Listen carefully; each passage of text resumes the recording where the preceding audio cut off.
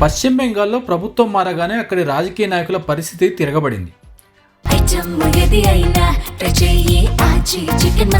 Aachi chicken masala ముఖ్యంగా 15 ఏళ్లుగా అధికారంలో ఉన్న టీఎంసీ పార్టీ నేతలపైన ఏళ్లుగా పేరుకుపోయిన అసంతృప్తి ఇప్పుడు ఆగ్రహంగా పెల్లుబిక్కుతోంది.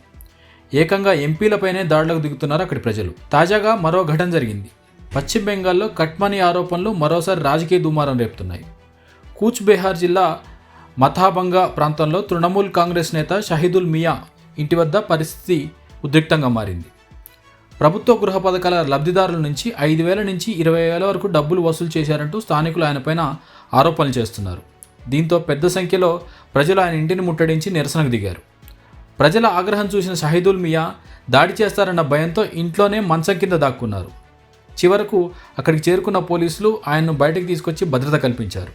ప్రజల దాడి భయంతో మంచం కింద దాక్కున్న నేత ఇప్పుడు పోలీసు భద్రతలో బయటికి రావాల్సి వచ్చింది. ఈ ఘటనకు సంబంధించిన వీడియోలు, ఫోటోలు ఇప్పుడు సోషల్ మీడియాలో వైరల్ అవుతున్నాయి.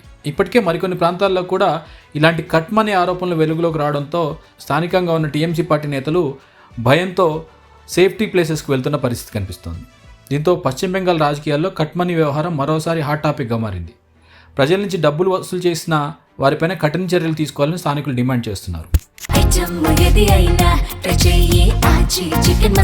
ఆచీ చికెన్ మసాలా